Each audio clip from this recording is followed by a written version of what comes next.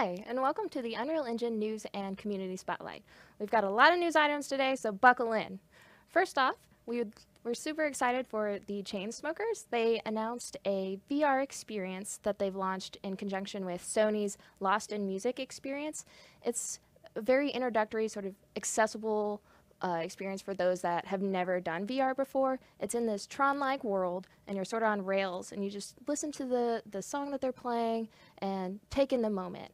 And we're just really pumped to see it. If you haven't heard about it or read about it, go check out Keith wrote a blog post on it, and you can see what it's all about. Next up, on Tuesday, Apple had a big launch event, and they're announcing iPhones and Apple TVs and all that stuff's coming up. But we're really pumped for Directive Games. They were featured, or their game that was called The Machines was featured on stage, and it's an AR multiplayer competitive experience. So we haven't seen a whole lot of that yet, and you can actually watch the demo they're going through. You can watch the different players shooting at each other on this map in an AR environment, and we're really pumped to see where that's going in the future.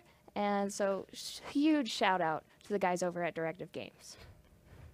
Real quickly, if you've been interested in getting started with global shaders, Rolando did a wonderful short little write-up that's a tutorial on how to add global shaders in Unreal Engine. So go check it out if you've been wondering how to do that. Last week, we announced that we were going to Austin Games Conference. So if you're in the Austin area next week, make sure to come say hey. But additionally, we're really thrilled to have announced our meetup.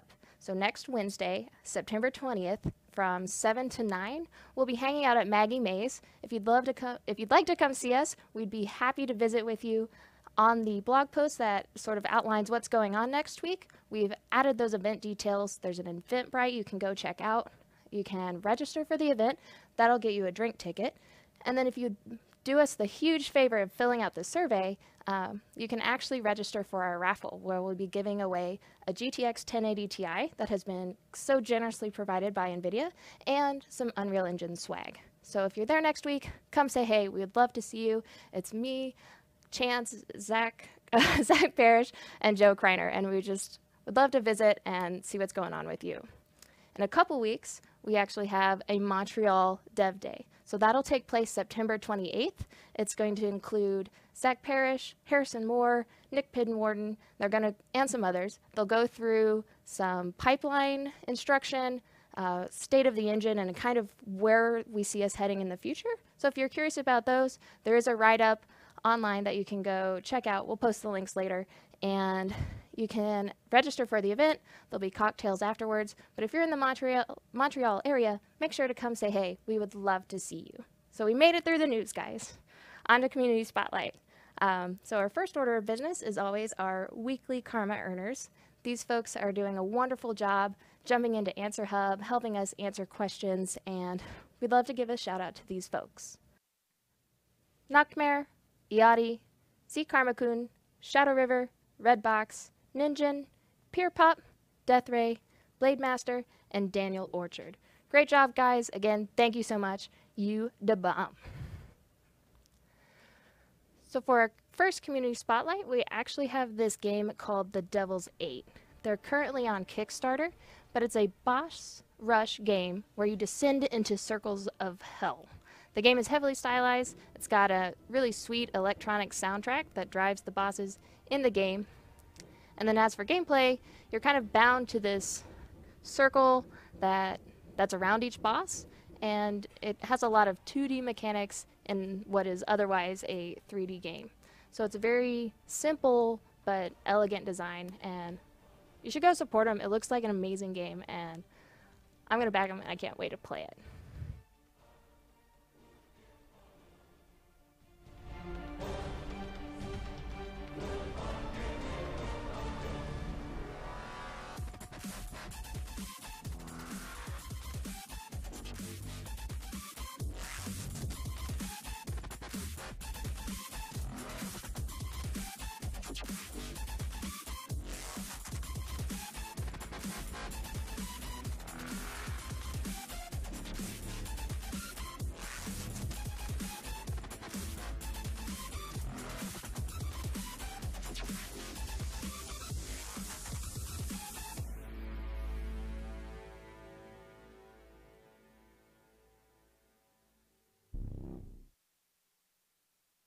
Hidden Shrine by Emily Henderson. She's a student environment artist, and she just did a really great job of the scene. I especially love, it's always great to call out students that are doing exemplary work, and I want to encourage you to keep it up because this shrine looks fantastic. I really love this environment. She even has a bit of a breakdown and behind the scenes of what she was doing or how she built it. So it's awesome. Good job, Emily. And then our third and final spotlight today is called The Weeping Gateway. So these folks just built a cinematic. It's not actually a game or anything, but the idea is that it's set in a world where futuristic explorers kickstart and jump through ancient portals in order to hunt down treasure and trophies. But in this scene, something seems to have gone a little wrong.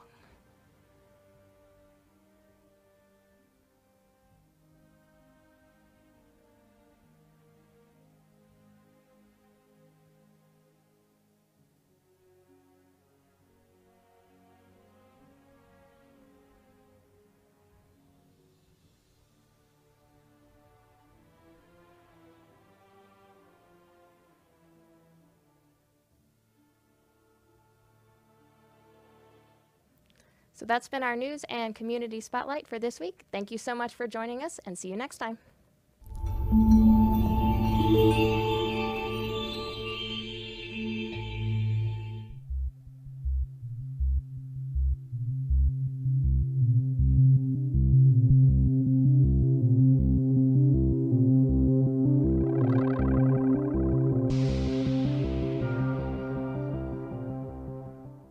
Hey, welcome to the Unreal Engine Livestream. What's up? I'm your host, Amanda Bott, and with me today I have Sam Deiter, one of our senior technical writers. That is who's correct. going to be talking about optimizing your game. Yeah, so we're going to talk about performance and optimization and just some things you can do inside of Unreal to make your game run a little better, but also always important where you can start out by thinking of performance and optimization.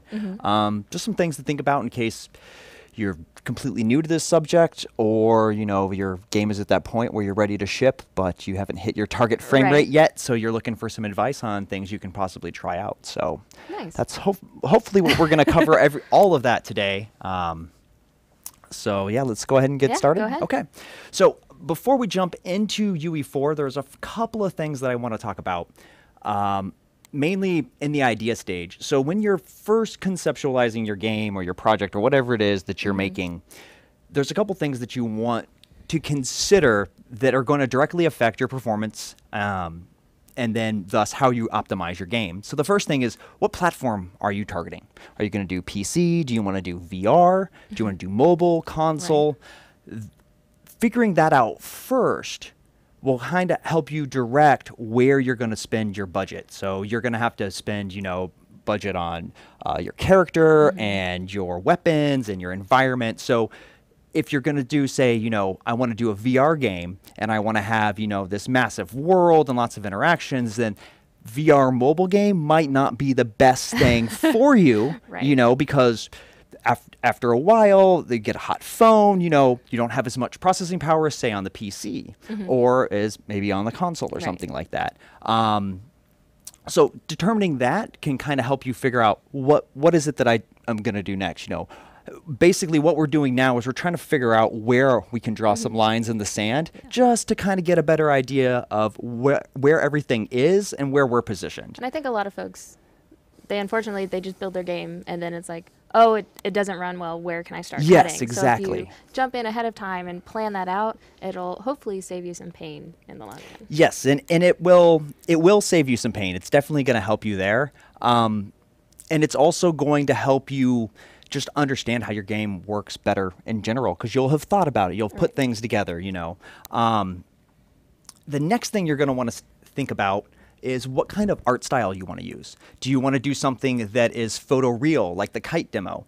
That's going to be huge textures, massive meshes, totally possible, but super, super high-end stuff. So you might not necessarily be slated, if you're using a Titan X graphics card right now, you know, in 2 years, that's still going to be mid-level hardware. So it's probably going to be another 4 years before that becomes like super low level. So that's something to consider. You know, while that's not performance and optimization, if you're, you know, trying to do something super photoreal, you're going to be hitting a very small percentage of the market, but you're going to have to do a lot of work to make sure that you maintain the size of your textures and all of your meshes and things like that. You could do a cross between that. You could do a stylized, some people refer to this as hyperrealism, kind of like Paragon. So where there's this realistic looking texture, but it's been touched up by an artist or manipulated in some way. You're still going to have higher res textures, but you can kind of cheat with, you know, the way your meshes look and things like that. And then finally, there'd be like a cartoon style game, right? Like something like Fortnite, where your textures might just be, you know, like little flicks of green instead of actual individual blades of grass. This will allow you to, you know, maybe you have more actors in the world or different types of interactions or things like that. Figuring out what type of art style that you want to use is going to help you determine, you know, how I'm going to build my artwork, which is going to directly affect your performance. The next thing you want to talk about is, do you want to have fully dynamic light? Do you want to have static light? Do you want to use, you know, a combination in between, stationary light? This is going to, again, directly affect how you build stuff in your world. It's going to affect how many actors you can have in your world at one time. If you go fully dynamic, you're not going to be able to have a lot of stuff on the screen at once. If you go fully static, you're going to lose some of the really cool shadow interactions that you would get going between a lit and an unlit area. And then going with the in-between method using the stationary lights, that presents some unique challenges as well. There's only 5 stationary lights can be touching each other at one time, so that's going to take some careful planning. But again, you're in the previs stage, you know, you're building them, and they're referred to many different things in many different studios. I've heard them called art pockets before, but it's basically like I build a little tiny slice, kind of like making a vertical slice. Yeah. And within this slice, you experiment with all the different things that you want. So maybe you make one, just a small little level with the same assets in it or something, and you see what it looks like, you know, under dynamic lighting or fully static or stationary or something like that. You know, in this phase, you're figuring this stuff out because this is going to have the direct effect on your next stage when we go to start talking about how you actually build stuff. Let's see. The next thing we want to talk about, and this is actually pretty cool, is are there any artistic choices that you're going to make that are going to directly affect the way the game is going to be rendered? And I want to show a real quick demonstration of this. So this is a Unreal game called Anti-Chamber. And this game is ridiculously awesome because it has all of these amazing post-process features that power it. And the video will show you some of the stuff that I'm talking about here. And this is a great example of something where normally adding this type of post-process on type of a textured world with, you know, super heavy mesh detail and all of that stuff, that's going to be really expensive. That's going to be something that builds up over time. It's going to be hard to optimize because what are you going to sacrifice? Well, if you think, you know, a little bit ahead of time, like, hey, you know what, I'm going to use this, I'm going to use post-process in this particular way, you can design around that. So you can make sure that right out of the gate, you know, like, hey, it's going to be very post-process heavy. That means I have to have super low res textures. My meshes have to be very, very low in poly count. My materials need to be very simple. You know, maybe I don't use transparency. Maybe I only use opacity. There's all these things that you need to consider.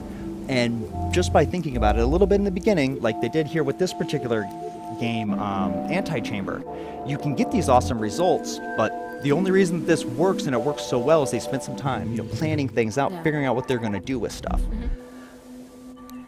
And if the Anti-Chamber gays are watching and they're like, no, that's not how we did it at all, I apologize. I'm just using this purely as an example of something that, you know, like, that's not a regular game. Like, that's not something that I would normally think about if I was making a game, say, like, you know, PUBG or something. You know, I'm throwing some buildings together, I get some cool looking rifles, and, you know, all of a sudden I got a game going. Here it is, it's done. Yep. And with something like that, like, that's taking it, you know, thinking outside the box. But in order to do that, you've got to plan, you've got to think about things. One of the other things I want to touch on before we jump into the next section is what kind of hardware? Actually, I already touched on that one. So let's go ahead and jump on to this one. Is this game going to be multiplayer or not? The reason is this is definitely going to have an effect on your performance because you need to make sure that nobody can actually like set their settings to the very lowest setting and disable, certain things that somebody else might have enabled because they have a more powerful computer, giving them an advantage over somebody else. So this is where performance and optimization is going to come in very, very, very heavily. The other thing is if you're, doing a bunch of reductions or optimizations on your character, you want to make sure that you're not changing them so severely on the lowest level that it's an advantage. Yeah. It's giving somebody an advantage over someone else. I think I saw a picture at some point where somebody's like, oh, you can't see me, but they were playing on like low settings and they had no grass. So the person was like in the ground, but there was no grass around them. So they thought they were hidden. Yep, but exactly, they weren't from exactly. other people. So, and then finally, again, touching on things like anti-chamber, think of the graphical, settings, the extra bits and pieces that you really want to use. Do you want to use some depth of field? Do you want to use ambient occlusion? All of these little extra things that you're going to turn on are going to add, rendering time to your particular project. So if you know right out of the gate that, hey, you know what, I'm only going to do a little bit of color correction, we're going to have some bloom and very tiny depth of field, you already know and can allot time for those specific 3 post-processing features so that if I have to start shaving seconds off, what I can actually, what I need to keep, what really needs to be there, and what can actually go away.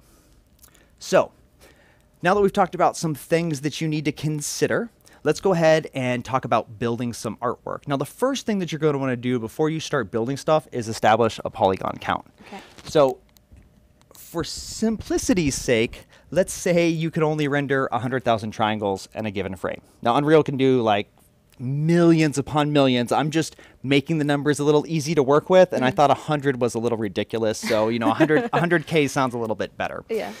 So what do we do? What are we going to do? Well, if I know that in one frame I can only render 100,000 stuff, I need to divide this up between my characters, my weapons, my enemies, my world, any items. So what do I do? How do I figure this out? Well, let's just start going at it. Okay, so we're going to have our character. Now, the character is going to be on the screen for about 90% of your game, maybe 100%, maybe 99%, depending on what happens with the menus. So we're going to devote 20K or 20,000 triangles to our character, okay? You might want to put some more, you might want to put less, but think about the amount of time that your character is actually going to be on the screen. It's going to be one of the most seen things, so you're going to want to devote a significant portion of your resources to the thing that's going to be on the screen the most. The next thing, weapons. So we're going to allot 10K. Okay, so now we've got 30K allotted to our characters. There's 20K for the character, plus 10K for any of his weapons and attachments and things like that. Now we're going to have our enemies, which are going to be, say, 20K for everything that the enemy has, weapons, attachments, items. That gives us about, let's see, where are we at? It gives us about 50K left. So we're going to allot 25 of that remaining 50K to our environment. So 10K for our terrain, 5K for buildings, 3K for foliage, and 3K for small items. Now, it might sound like I have a lot left over, 25K. Well, I'm just throwing numbers and seeing what's going to stick. I might not be able to pull off the art style that I want with 20,000 triangles for my main character. I might need 25,000 or 30,000. I might only need 10,000, but I'm not going to know that unless I just go ahead and define a value and try then to figure out what it is that I'm going to split my stuff up into. Now, these aren't hard set in stone values. It's going to be very hard. You might have one tree that's 3,100 triangles. Okay, so it's like 100 over. So it's not exactly that. Yeah. This is just a way for you to establish, performance goals or things that people can follow along with to make sure that they're going in the right direction when they're creating this artwork. If you don't do things like this, people are just going to start going all willy-nilly with their content creation, and you're going to get, maybe a bucket that's got 100 polys. Well, the little tiny pebble next to it is 20,000 polys. That's a very important pebble. I mean, it could be. It could be. So one of the other things that you're going to want to consider too, that you've established your, this, 20K for 20K triangles for my character, how many levels of detail do I want? Okay. And also how many materials each object is going to have, because every material that an object has means one more render pass that that object has to do. So for example, let's look at our character. He's at 20K. So we're going to give him 3 LODs. Okay. And when we further break our character down, we're going to do, say, devote 10K to the body. So 10,000 triangles can be used for the body, 5,000 can be used for the head, and then another 5,000 can be used for attachments. Now, again, I just kind of made these numbers up and made them nice and round so that they would work with our 20K. But this is just something that I'm going to shoot for. If when we come out of pre-production, we find out that, we only need, we might need 12,000 for the body. We do need actually all 5,000 for the head, but you know what? The biggest weapon attachment is only 1,000. Then you can use that and make sure that everything meets that going forward, but you're never going to know what everything should be unless you find some values from the beginning. And again, for our enemies, we could do something like 3 LODs, 1 for the body. 3 LODs, so we reduce those by 75, 35, and 12%. And then the enemies would be 10K for the body, 5K for the head, 5K for the attachments, or maybe we even knock that down to 10K for everything. So the next thing that I want to talk about is establishing materials and texture budgets. So we've defined how many polygons or triangles our characters can be made out of. Now we need to figure out how many materials do we want to use, because a material is a collection of textures. So you have your base color, your normal map, your roughness, and maybe emissive, SSAO. Like there's a whole bunch of things that you could have linked up to your material, and each one of those textures is going to require another render pass. So that's just going to make your game more expensive to render. So defining how many textures, or how many materials, a character could use, or an environment object is very important. For example, you might say, we're going to have 3 materials dedicated to the hero player. Okay. One for his one for his body, one for his head, and one for his hair. Okay. Right? Say for our enemies, we only have 2. One for the head and the body, and then one for the hair, because you're going to need some transparency in there, or it's going to look a little weird. Maybe you only have one material for weapons, and the weapons are atlased, which means you put the textures in different locations within the texture, so that you can get more use out of one single object. Right. And then things for the environment, like buildings, they can have material for the exterior and a material for the interior, but then all props and things like that can only have one material. And again, you might find that you have to increase or decrease this number, although you can't go past 0 materials, so you're always going to at least have 1. One of the other things you want to think about too is how you're using your textures. So are you going to use RGB mask packing, which means storing different texture maps inside the red, green, and blue channels of your textures? If you do this, what information do you store in the red, green, and blue channels? You need to make sure that you standardize this throughout your project. So, for example, the red can contain the AO, while the green contains the roughness. Then your blue could contain a mask, and then your AO data is text or something like that. No matter what you decide to pick, just make sure you enforce that through the entire lifetime of your project. So when anybody gets one of these textures, they're like, oh, okay, I know that the roughness is automatically coming right out of the green channel, so I can plug that right into my roughness, and we'll never have to worry about it. Not digging for it. I'm going to kick over to Max really quick for this next example.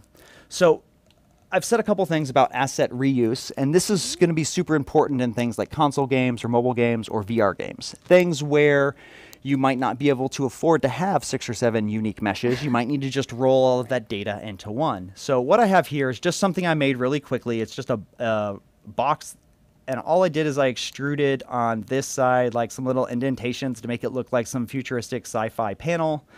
And then over here, I just did kind of the opposite of that. I made it look like some type of grill. And then right up here, I just modeled in just a little tiny vent. Whoops. right there. So what I have effectively done with this one particular piece here is I've given the artist 3 different ways to use this. They can put it on this side, they can put it on this side right here, or they can use this right here. Now, granted, this little one up here, this is very tiny, so you'd have to hide a bunch of this inside of the ground somewhere. But I think for a very quick example, this will drive the point home of what exactly you're supposed to do here, and that is make sure that you're actually really considering all the different ways a mesh could be used. You know, just because you flip something upside down and you're thinking, oh, I'm going to save so much by deleting the couple polys that are underneath there, you're not really saving yourself that much. And what you've just done is you have completely eliminated using that mesh any other way than the way that it was meant to be placed. So some meshes is like the inside of a house, not really going to be able to, you know, use that somewhere else. But say you have a rock, or say you have the underside of this, the chairs that we're sitting in, or this table or something like that. It's very easy to get carried away and be like, oh, I'm going to delete the faces here. I'm going to delete these faces under here. Well, now the level designer can't push the desk over. They can't stack them. You know, there's a lot of things that you can't do all of a sudden because you've removed a face, making it see-through. So just think about that. Think about the multitude of different ways that you can reuse this mesh. You know, a great example would be like pipes, you know, making modular type assets. Instead of making a unique set of pipes for your entire building, figure out, you know, actually the pipe is made out of a straight section. It's got a bunch of like little elbows that I can use. So maybe 2 or 3 elbows and 2 or 3 pipes of varying length. And all of a sudden I can produce all the pipe configurations that I want. And it only cost me a few assets to do that. And again, these are things that right out of the gate you might not think about. And you're like, oh, I'll get to performance and optimization later. But when later comes, you might have to end up redesigning all your pipes to be modular to begin with, because there's just too much. There's just too many vertices being taken up by them. So this is why you want to start to think about this stuff now before you get super, super heavy into development.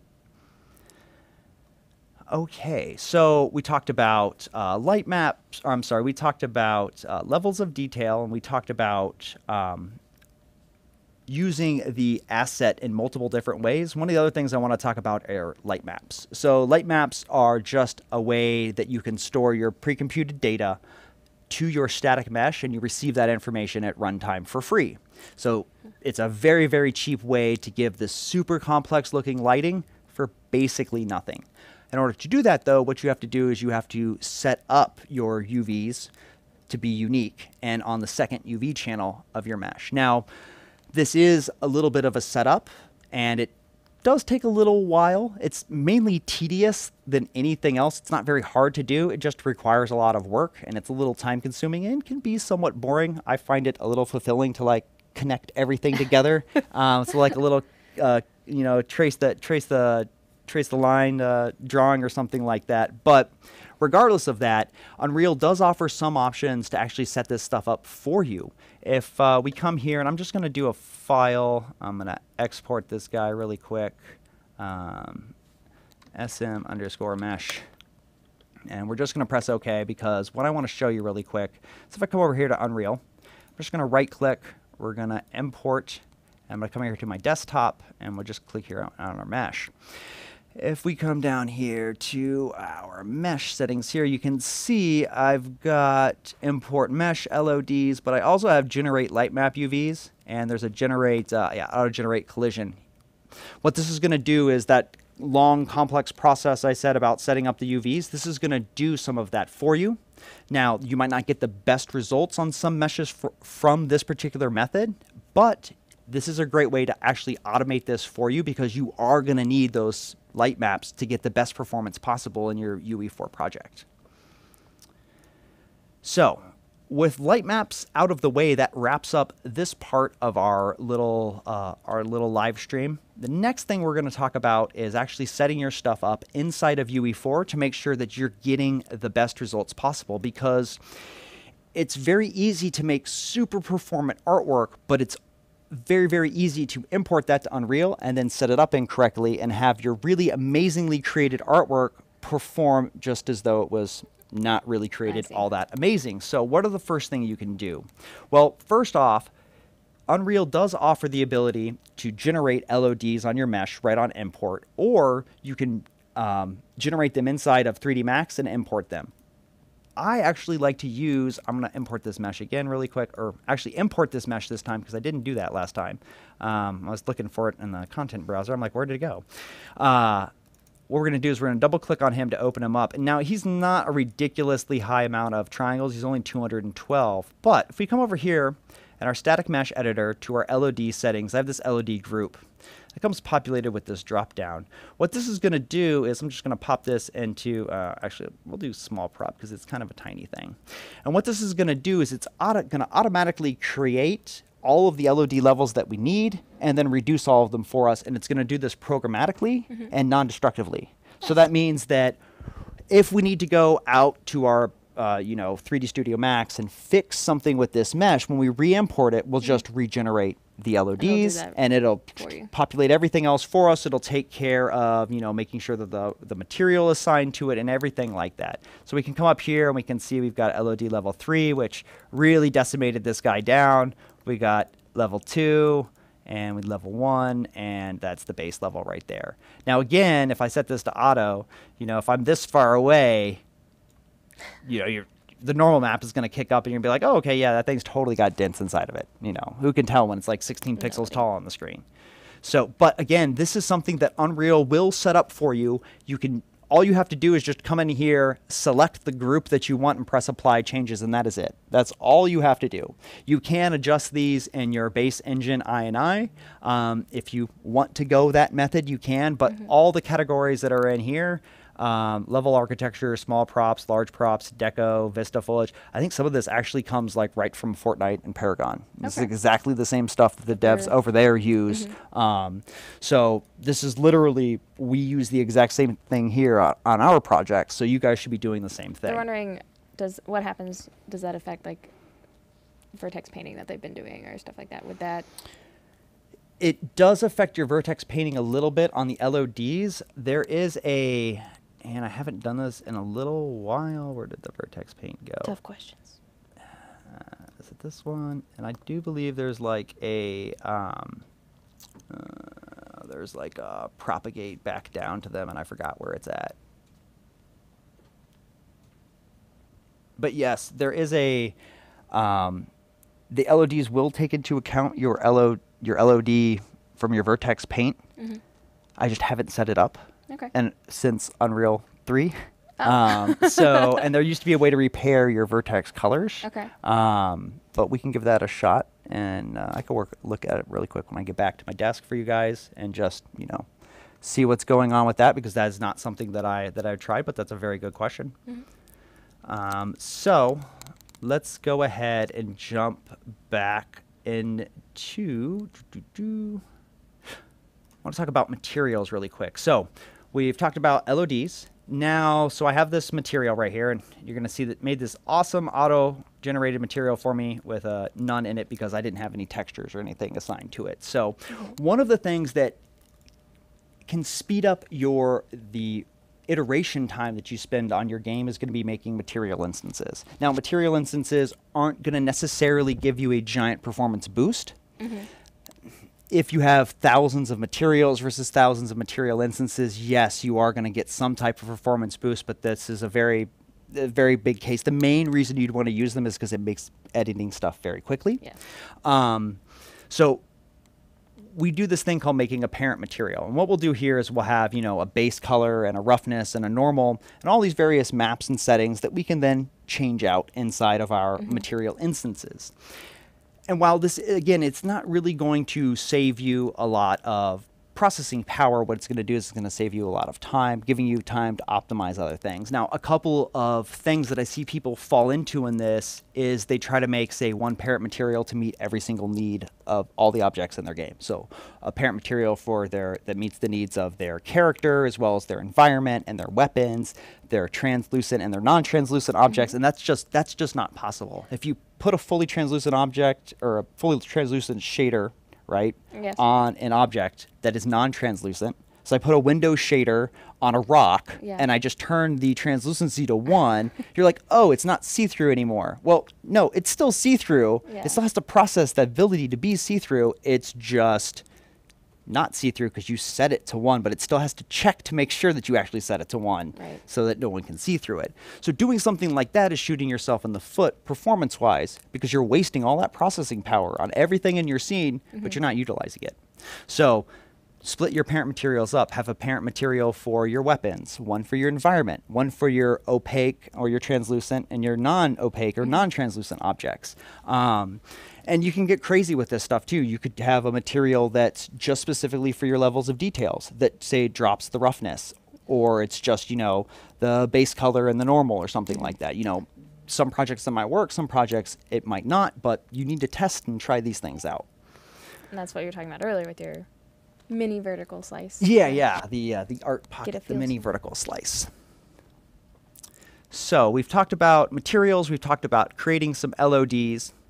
Now, let's see, where are we at on time? So 2:39, so we've got a little bit of time left. Let's go ahead and jump into checking performance. Now, the first way that you can see if you're going to have any type of performance problems is to just hit the back tick or the tilde key to open up the console, and then you can type in stat, FPS, and then we're going to do it one more time, and we're going to type in stat unit.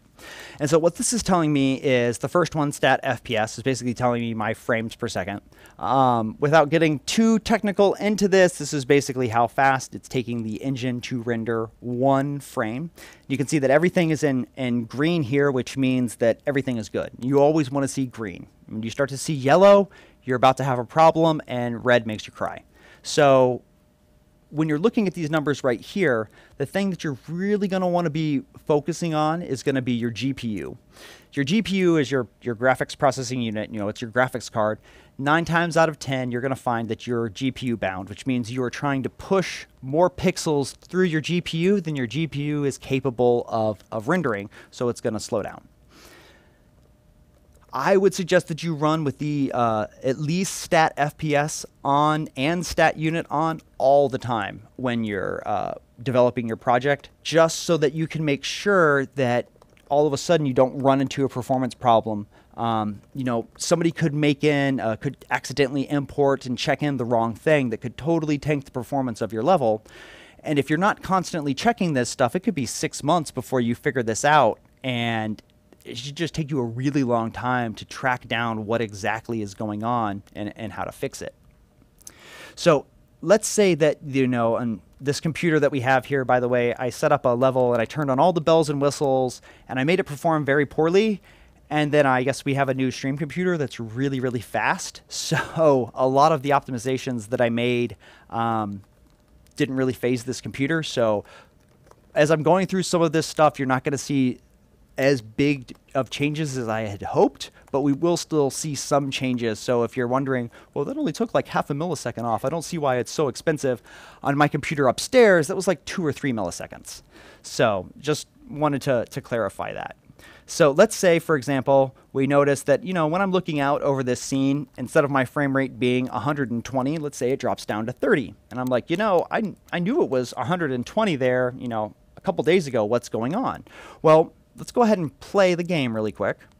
And then I'm going to hit the backtick key on the keyboard, and I'm going to type stat scene, and then I'm going to press the up arrow key to come here to scene rendering.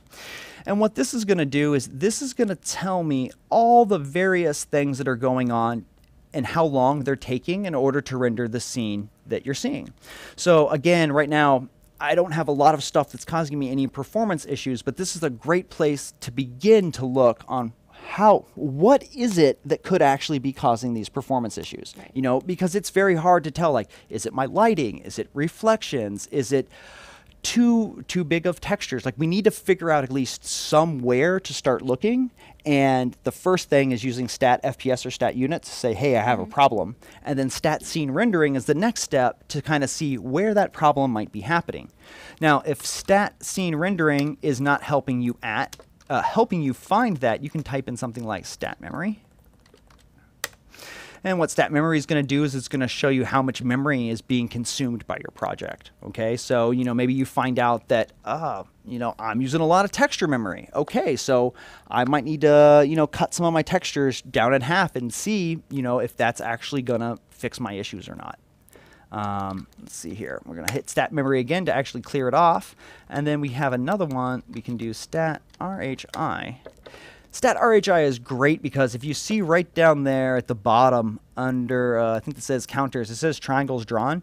This one I use a lot because it tells me how many triangles are currently being drawn on the scene. You can see we're drawing like right over here, I think 2 million, which is a lot more than the 100,000 that I was using in my example. But this is a great way right here, and this is stat RHI, to make sure that your artists and your designers and things like that are maintaining the goals that you guys have set, or the budgets, I should say. They're not goals, the budgets that you have set in your pre-production. So, if I look at this and I see like, what, guys, this scene, like, when I get into this certain spot in the level right there, it's going over 3 million. We got to fix this. That's 1 million more than we can have. Then what we're going to do is we're going to go in. We're going to start looking at like, can we cull stuff? And I'll explain what culling is in just a second. Would you expand the screen? They're actually having a hard time reading that text there.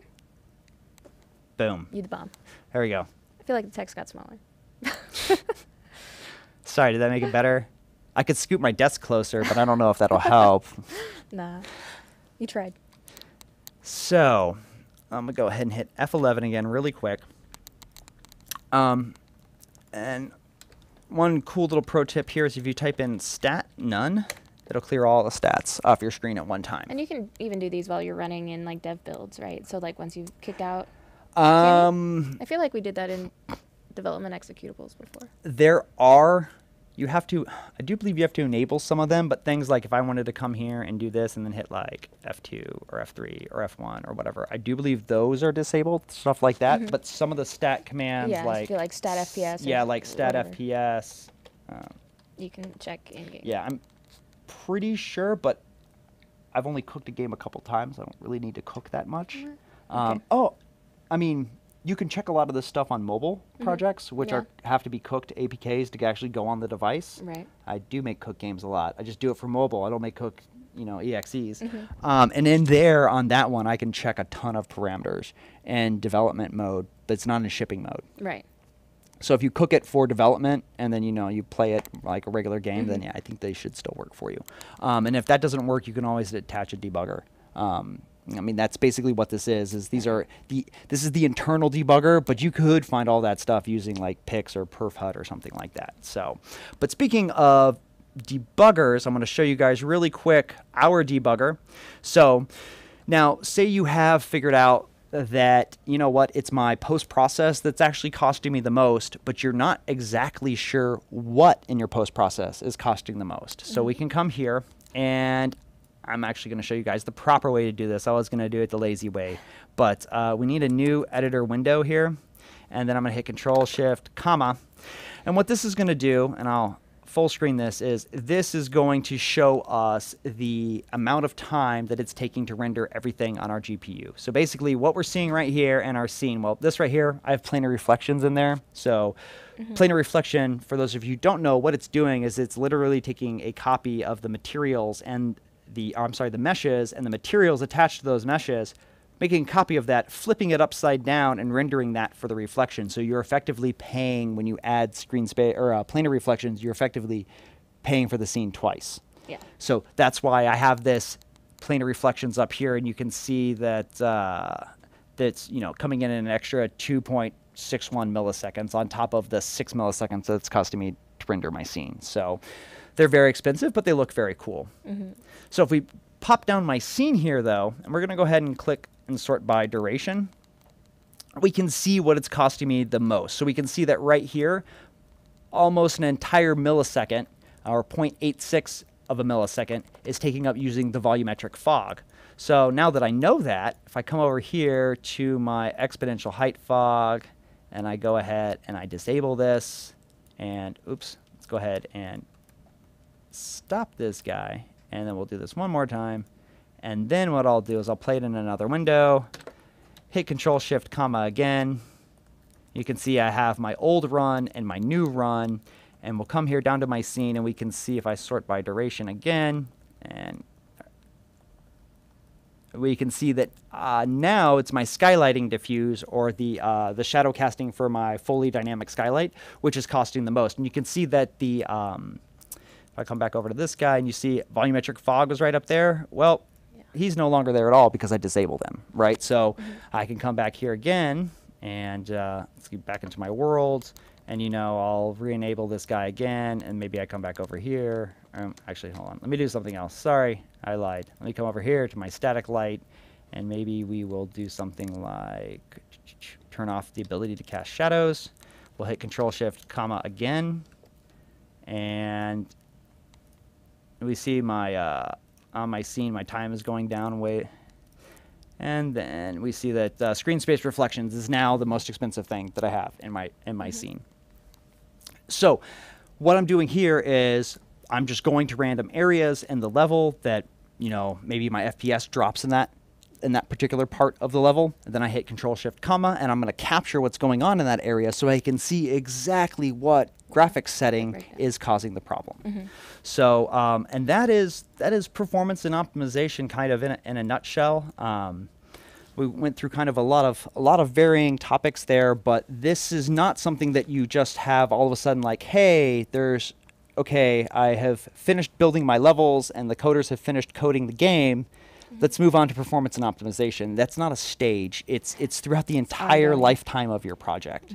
So, what questions do we happen to have? There are lots of questions. Okay. Let's see. Does the engine calculate faces in a scene that's not seen by the camera? They want to know how important is it to take that into account, like what things are in view or not.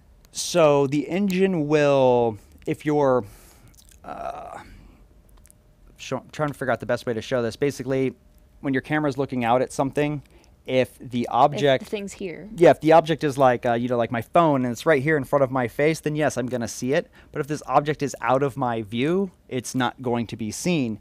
Now we're not, as far as I know, we don't cull the individual triangles. Like in a mesh, for example, like if this mesh happens to go, like you see a little bit of it over here, then you're going to see the entire mesh. We're not going to chop this part of it off right there. There's a command that you can use called, hold on one second here. Let me just jump into selected viewport. I think it's called freeze rendering. Yeah, so you see, even though when I was over there, I had just a little bit of that mountain right there in the screen, you see it drew that entire thing over there. Well, it's because I only had a little bit of it in there, but we're not culling those triangles. We're just looking at the bounding box and saying, oh, you have this, then make sure you have this mesh, but get rid of all these other ones. Okay. Let's see. They want to know if they can do, is there mask packing in Editor? Or if they have 3 textures, can they pack into channels in the editor? Yeah, not inside of the editor, not... if you get a little tricky with the... you can take a material and you can render that material to a render target and then save that render target out. You could totally do that. It'd be really hard to do. It would be much quicker. Not worth it would be much easier to do inside of Photoshop. Or GIMP or whatever paint program you happen to use. Do you know of any way, is there a simple way to simulate like mid-range computers if you have an upper level or a high-end PC? Is there a way to do that in the engine? Or is it just go down and like downclock your CPU and or have a different machine? I mean, have a different machine would be the best because, I mean, even if you are simulating down, you're only simulating, so there might be some stuff that just doesn't, you can't simulate in software. What you can do, though, is if you come here, and I always forget where this thing is, right here to your engine scalability settings, you have this low, medium, and high. Now, if somebody has, say, a low PC, this is what they're going to see. They're going to see this. If I open up a material really quick, and I forgot what the name of the node is, quality switch or feature level switch. So what this feature level switch node does is this allows me to basically say, I'm going to have this material, but the default is going to be this. When I go on ES2, which is like, low-end Android or Gear VR, use this material. If I'm on Shader Model 5, which is super high-end, use this material. Yeah. So this is a way that you can gate exactly what someone is going to see within a material based on their hardware setup. I think we did a little bit of that even in Funhouse, where it's like, oh, you're on low settings, like specifically run this preview. And there's a couple, and I can't remember which live stream there is. There's a live stream where I talked about setting this up in one of your materials. It's a way to crossfade between LODs rather than flicking between them. I was actually just talking to Marcus about this the other day. What did Marcus say?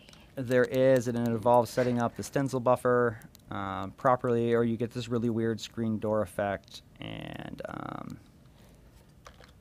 not sure if it's, so there's this dither LOD transition. So this is going to basically dither in between one LOD to the next. And Unreal Engine 3 had this. It was called the screen door fade. In Paragon, they use a slightly different version of this. And we just had a meeting yesterday to go over how to properly set this up, because it needs to meet some very specific requirements or it won't work. And those requirements are, I just know that there are some very specific requirements. I haven't found out what they are yet. Okay. All right. Let's see. Is there a difference between master material and instances versus one material for each object, really impacting performance? So again, you're not going to see a huge slowdown in performance. What you are going to see, though, is a huge increase in your ability to work on stuff. Say, for example, you're working, let's say you're working on a water material, because water is a super important thing in your game, and you've got, you're at, 600 instructions or something, and you're using this translucency. Hold on, let me take this guy and turn him to translucent, and then you're using this surface forward shading for your translucency. Now, this is going to give you fantastic looking water.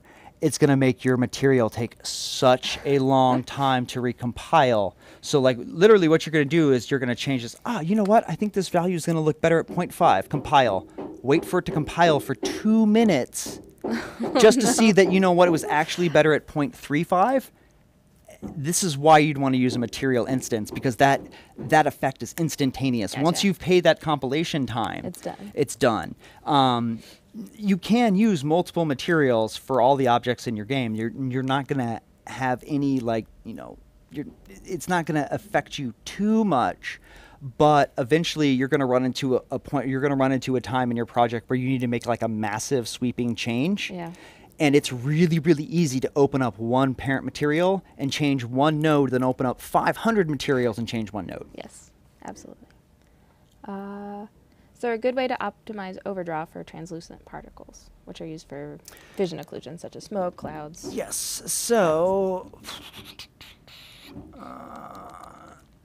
I don't remember if this is here.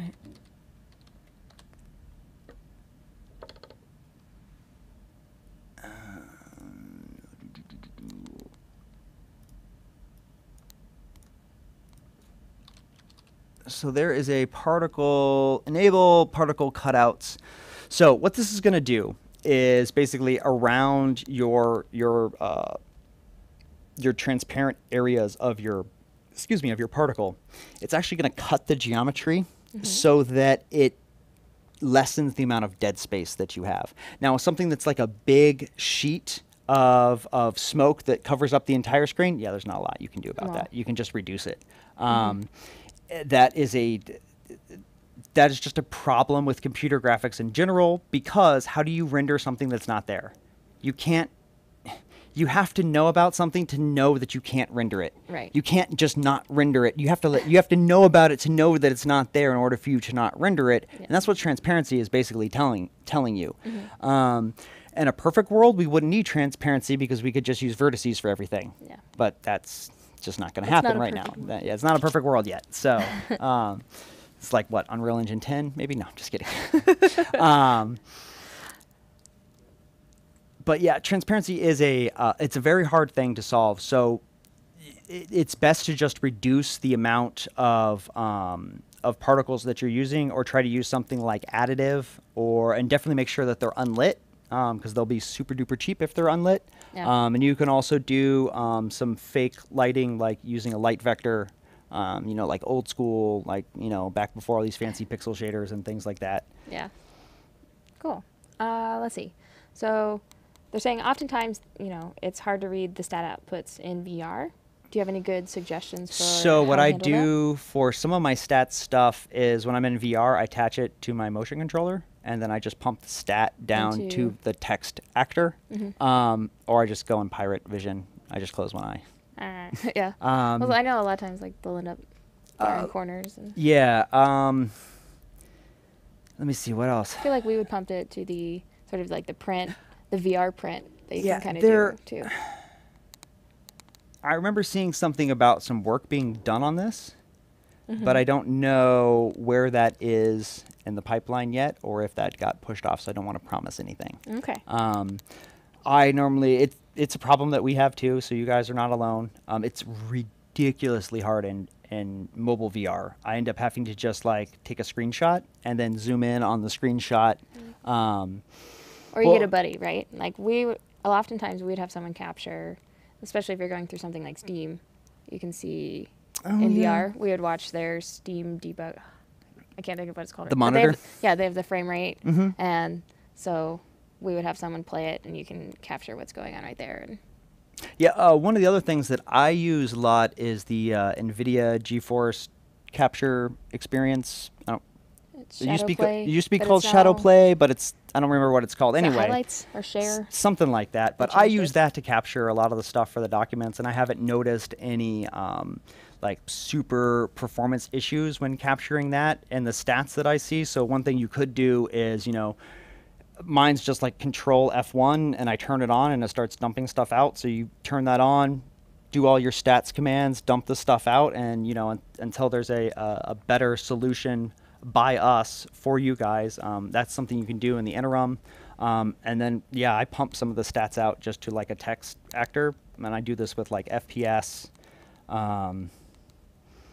I think that's the only one I've been able to do it with, but it's the only one that I've tried because it's the only one I'm like, oh wait, because it goes to red when I have an FPS problem. So then I like, oh okay, I have a problem. I need to figure out what it is. So I take the headset off and then I just start debugging it like a regular game. Okay. So many questions, you guys. They're awesome, though. How do you calculate instructions for materials? Oh, this is a tough question, and I don't want to say something that is incorrect. So let me see here. Hold on a second. Window HLSL code. So this right here is all of the high-level shader language code that is used to generate the material that you see right here. Okay, so when I put down something like this, the constant right here, it's got a value. Or it's got a cost. I don't know what the fixed cost of this is. And the reason that I don't know that is because behind the scenes, Unreal does a lot of automatic optimizations to fold instructions together, just to make things more performant. You can see right here, so let's see. I do know if I do this, I think this might still work like this. I don't know if this was a bug or not. So let's do a little power, and we'll do a power into... Yeah. Go in there, buddy.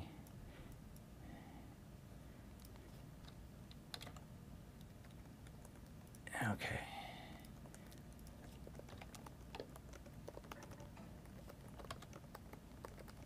Oops. There we go. So if we look down here, we have this base shader pass, which is coming in at 44 instructions. Okay, so what I've done is I've just taken the power node here, and I plugged a constant scalar parameter into it. So to get an idea of what something could cost, you can come down here, and you can see that this has now increased my overall instruction count by 1. Now, that's just a way you can see what some of the nodes cost. There's never going to be... I've never met anybody that has, and I'm sure there's somebody out there, but who's been like, oh, I multiplied this by this, and it costs, you know, X amount of shader instructions. You're not really going to need to worry about that unless you've noticed that it's like, you know, your shader instruction count is at like 12,000 or something. Then you're going to have a very, very complex and a very, very slow to run shader. If you ask on the forums, I'm sure I could get one of the rendering engineers to maybe give you a much more detailed answer than I can about that, but it's not something that I use too terribly often. One of the other things that I use instead of looking at that is, let me switch this back over here to Epic quality. If you come here to our lit mode, there is a optimization and view modes, and we come here to our shader complexity. This is far better, in my opinion, at figuring out if your shaders are too complex or not. So basically, green means that you're all good. This is a very, very inexpensive thing to render. As we get further and further to the red, it's going to become more and more expensive. And you know, someone was talking about overdraw earlier. For those of you who don't know, this is what overdraw is referring to. If I just click this back over to lit mode, you can see I've got a bunch of grass and some plants here. Go over here and we'll go back to our shader complexity. We'll see that, you know, the max shader count as I approach this object right here is almost at 2,000 instructions to render that one single pixel. So this is a far better way, again, in my opinion, is a technical artist slash technical writer to figure out where your shader instructions are being spent than trying to look at one single material and do it that way. Right. Does that make sense? Mm-hmm. Okay. And would you show them real quick? I think a couple of them missed exactly how you did that. So how did you bring up that screen? Okay. So I went outside and I got my goat. And no, I'm just kidding. So where is this going? We come here. We come up here to our lit, right next to perspective, and we come here to our optimization view modes, and it's shader complexity, or it is Alt. Hold on, I think. So Alt 4 is lit mode. Alt 8 on the keyboard. Awesome. All right. Well, is that it? You got anything else? I think you graced us with tons of knowledge. And I hope everybody enjoyed it. Yeah. So thank you all for joining us again. Thank you for hopping on. I know it was a little last minute. Yeah, we were supposed to have shader and plugins, but there was a meeting conflict. Yes. So things happen. It happens. We made it. So hopefully we'll get you guys the shader and plugins. It's there is somebody was asking about this. There is documentation. I linked it in the thread where somebody was asking about it. So it just kind of goes over what the shaders and plugin is and how you utilize it. It is not a step-by-step tutorial about how to make your own. Right. We just re-implement something that was already there to show you how the implementation works. But yeah, if you've got any questions about that or something, put them on the forums and we'll direct Guillaume to them if he has a chance. He's a busy man. He is very busy. But thank you again for joining. I dropped a survey in the comments or the threads. Always, please feel free to let us know how we're doing, what you'd like to see in the future, and any way we can help improve and better serve you all as our community. As always, follow us on Twitch, Twitter, Facebook, all the social things, and we'll see you next week, guys. Thanks for tuning in.